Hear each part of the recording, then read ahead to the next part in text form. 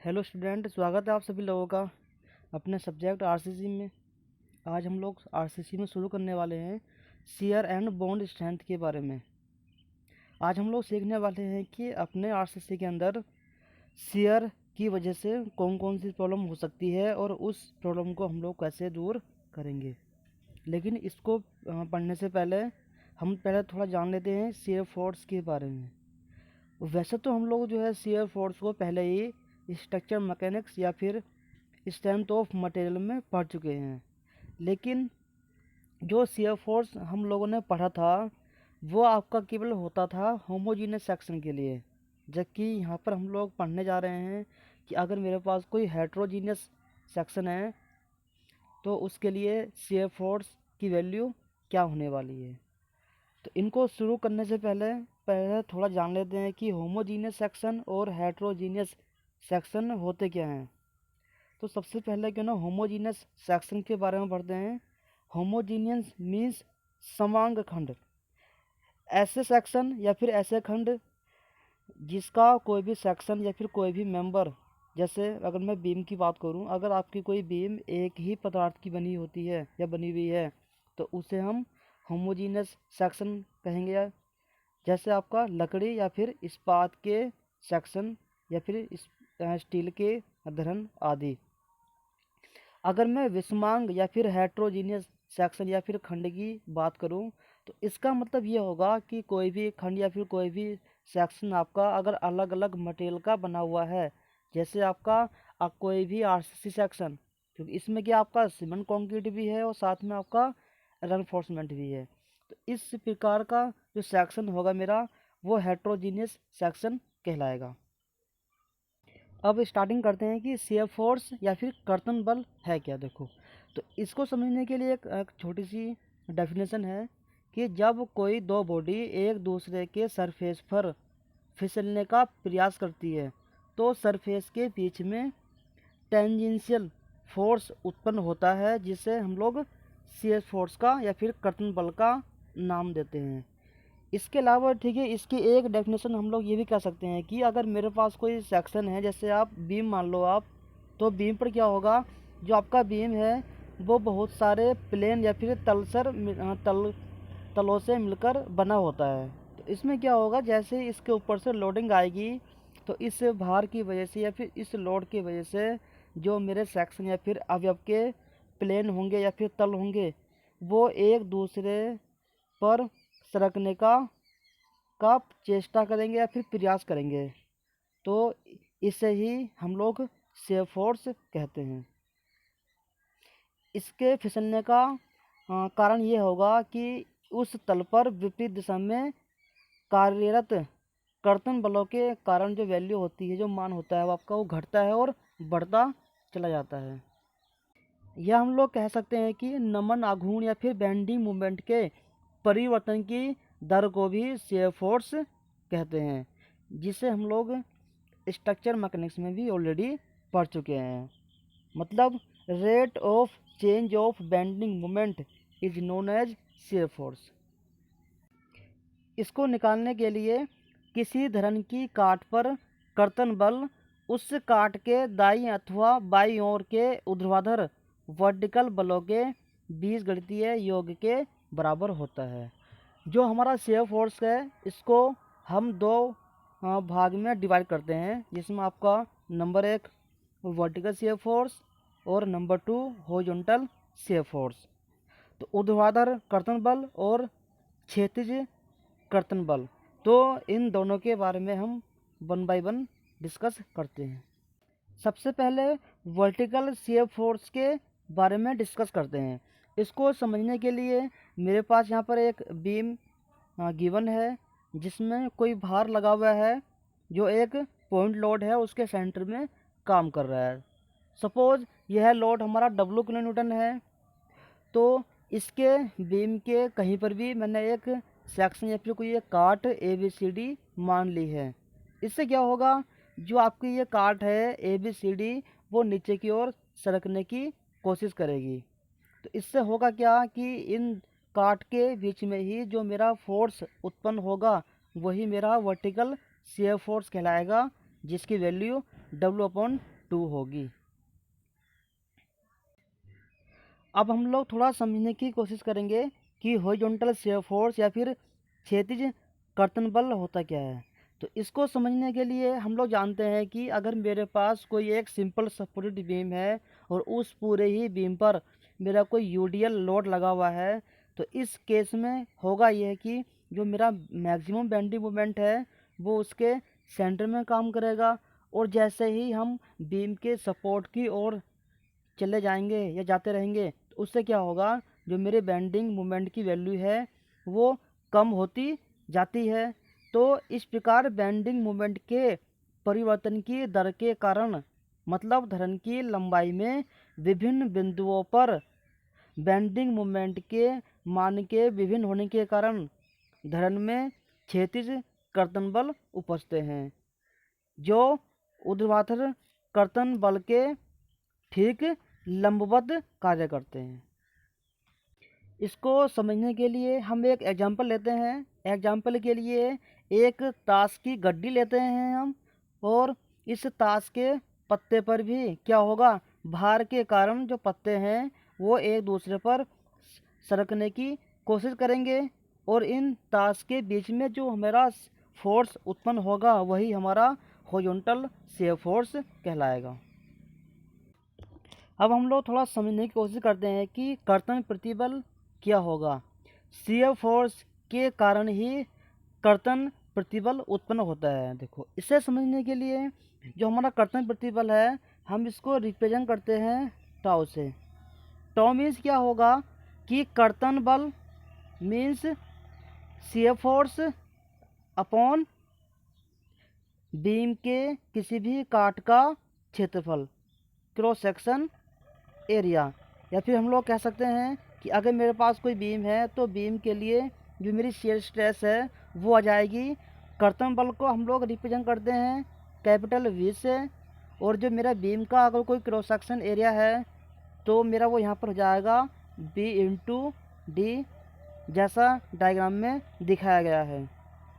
Diagram में दिखाया गया है कि मेरे पास कोई एक बीम है जिसका क्रॉस सेक्शन है, बी उसकी चौड़ाई है और डी उसकी मोटाई है। जहाँ पर उसका क्रॉस सेक्शन है या कोई जो काट है मेरी वो ए बी सी डी है। तो अगर मैं इसके शियर स्ट्रेस की बात करूँ तो वो आपका हो जाएगा शियर फोर्स अपॉन इसका क्रॉस सेक्शन एरिया, मतलब V upon B into D, जैसा यहाँ पर ये इस फॉर्मूले में दर्शाया गया है। मतलब कि tau is equal to V upon B into D. हमारी आरसीसी बीम के अंदर शियर फोर्स के कारण ही उसमें शियर फेलियर उत्पन्न होते हैं। उसके दो कारण हो सकते हैं। बीम के अंदर यदि हमारा ऊर्ध्वाधर या फिर वर्टिकल शियर फोर्स है तो उसके कारण डायगोनल टेंशन फेलियर उत्पन्न होगा, जबकि क्षैतिज कर्तन बल या फिर हॉरिजॉन्टल शियर फोर्स के कारण डायगोनल कंप्रेशन या फिर विकर्ण संपीड़न फेलियर होगा। और इसी फेलियर को रोकने के लिए ही हम अपने आरसीसी बीम में शियर रेनफोर्समेंट प्रोवाइड करते हैं। पहले थोड़ा समझने की कोशिश करते हैं कि विकर्ण तनन और विकर्ण संपीड़न दोनों होते क्या हैं। ये जो डायगोनल टेंशन और डायगोनल जो कंप्रेशन में फेलियर होता है ये शियर फोर्स और बेंडिंग मोमेंट के कॉम्बिनेशन के कारण ही फेल होगा।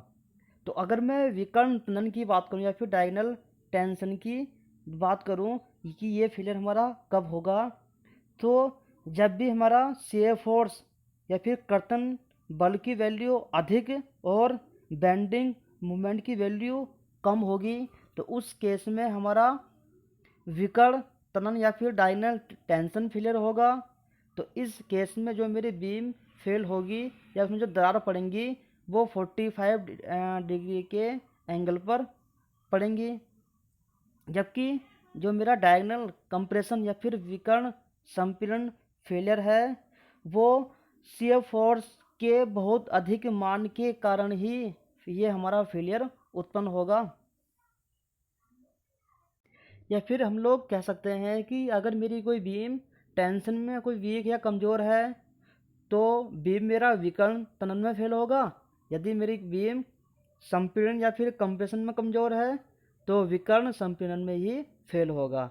और वैसे भी हम लोग जानते हैं जो हमारी कंक्रीट होती है वो संपीड़न में मजबूत होती है लेकिन टेंशन में कमज़ोर होती है। अतः जो रेनफोर्समेंट है या जो हमारा सरिया है आरसीसी का बीम के लिए हमें विकर्ण तनन में ही फेल होने की संभावना अधिक रहती है। हमें कोशिश ये करनी है कि जो मेरी बीम है वो विकर्ण तनन या फिर डायनल टेंशन में फेल ना हो और इसी को ही हमें रोकना है, जिसको रोकने के लिए हम लोग बीम के अंदर शियर रेनफोर्समेंट प्रोवाइड करते हैं। अब हम देखते हैं कि आरसीसी बीम के लिए कर्तन प्रतिबल या फिर कर्तन बल का मान क्या होगा। तो इसको समझने के लिए नीचे एक डायग्राम दिया हुआ है। मेरे पास एक कोई सेक्शन है बीम का जिसमें बी उसकी चौड़ाई है और डी उसकी है कुल गहराई। बीम के सेंटर से एक न्यूट्रल एक्सिस पास हो रही है एन। तो इस न्यूट्रल एक्सिस से जो मेरा ऊपर वाला पोर्शन है वो हमारा संपीड़न जोन होगा, कंप्रेशन जोन। और इस न्यूट्रल एक्सिस से जो नीचे वाला मेरा जोन होता है उससे हम लोग कहते हैं टेंसाइल जोन। और टेंसाइल जोन में ही हम लोगों ने यहाँ पर रेनफोर्समेंट प्रोवाइड किया हुआ है। यहाँ पर जो एक्स है वो इसकी एक्चुअल डेप्थ है। अब जरा कोशिश करते हैं, ठीक है, कि इसके लिए जो मेरा शियर स्ट्रेस और शियर फोर्स का मान क्या होगा। इसमें हमें थोड़ा ध्यान रखना है कि न्यूट्रल एक्सिस से न्यूट्रल मतलब टेंसाइल जोन के लिए जो मेरा डायग्राम बनेगा स्ट्रेस के लिए वो हमारा होगा आयताकार, जबकि न्यूट्रल एक्सिस से ऊपर कंप्रेशन जोन के लिए मतलब कंक्रीट के लिए जो हमारा डायग्राम बनेगा वो होगा हमारा पैराबोलिक या फिर परवलयाकार। तो हम जानते हैं क्योंकि कि शियर स्ट्रेस इक्वल टू हमारा होता है shear force upon cross section area. तो अगर मैं आगे बात करूं, ठीक है, तो पहले हम यहाँ पर निकालते हैं कि इस पूरे ही बीम के लिए उसका क्रॉस सेक्शन एरिया क्या होगा। मैं पहले ही बोल चुका हूँ कि जो आपका ये खंड या कुछ जो सेक्शन है ये आपका दो डायग्राम में जो है डिवाइडेड है, एक तो आयताकार के लिए और एक पैराबोलिक के लिए। तो हमें यहाँ पर जो है दोनों का ही एरिया निकालना होगा, मतलब पैराबोलिक का एरिया भी और साथ में रेक्टेंगल का एरिया भी, आयत का एरिया भी। दोनों का एरिया ज्ञात करने के बाद ही मुझे कुल एरिया यहाँ पर मिलेगा। जो हमारे यहाँ पर आ गया है परवलय के लिए 2/3 into tau we into x a और रेक्टेंगल के लिए tau we into d minus का एक्स है। अब देखते हैं कि इस पूरे ही सेक्शन के लिए या फिर इस खंड के लिए शियर फोर्स का मेरा मान कितना आएगा। तो इसे निकालने के लिए क्षेत्रफल इंटू धन की चौड़ाई। तो जब इस वैल्यू को हम यहाँ पर पुट करेंगे क्षेत्रफल की, तो यहाँ पर जो मेरे पास जो कुल वैल्यू आएगी शियर फोर्स की वो मेरे यहाँ पर हो जाएगी tau we into B into Z. यहाँ पर जेड आपका लीवर आर्म है, उत्तोलक भुजा। लेकिन आईएस कोड के अनुसार जो जेड इक्वल टू हमारा होता है स्मॉल डी, इसलिए जो मेरा शियर फोर्स का मान यहाँ पर आपका आ गया है tau we into B into D. लेकिन मुझे अगर कर्तन प्रतिबल का मान निकालना हो मतलब टाउ वी का मान निकालना हो तो वो मेरा यहाँ पर हो जाएगा वी अपॉन बी डी। और इसको ही आपको आगे के लिए ध्यान रखना है। अब जरा आगे देखते हैं कि अगर मेरे पास कोई आरसीसी बीम है और उसमें आपका डायगोनल टेंशन फेलियर हो गया है तो उससे डायगोनल टेंशन फेलियर मतलब विकर्ण तनन के कारण जो मेरे क्रैक्स हैं, जो मेरे दरारें हैं, वो किस प्रकार उत्पन्न होगी वो ही हमको यहाँ पर समझना है। तो इसमें आपको ध्यान ये देना है कि जब भी आपका डायगोनल टेंशन फेलियर आएगा तो वो आपका हमेशा न्यूट्रल एक्सिस से नीचे ही काम करेगा टेंसाइल जोन में। और जो आपकी ये दरारें होती हैं वो अधिकतर 45 डिग्री या फिर 45 एंगल पर ही उत्पन्न होती हैं और उसमें से कुछ दरारें हमारी 90 डिग्री के एंगल पर भी उत्पन्न होती है, जैसा इस नीचे डायग्राम में दिखाया गया है। अब आगे क्या है कि अगर दरारें उत्पन्न हो गई हैं या फिर क्या है अगर क्रैक उत्पन्न हो गए हैं हमारी बीम के अंदर तो इनको रोकने के लिए कौन कौन से उपाय किए जा सकते हैं। तो ध्यान हमेशा हमको ये रखना है कि जब भी आपकी दरारें उत्पन्न होंगी डायगोनल टेंशन की वजह से या फिर जो है कंप्रेशन डायगोनल कंप्रेशन की वजह से, तो इसको रोकने के लिए आपको शियर एनफोर्समेंट ही प्रोवाइड करना पड़ेगा, और जिसको हम 3 प्रकार से प्रोवाइड कर सकते हैं।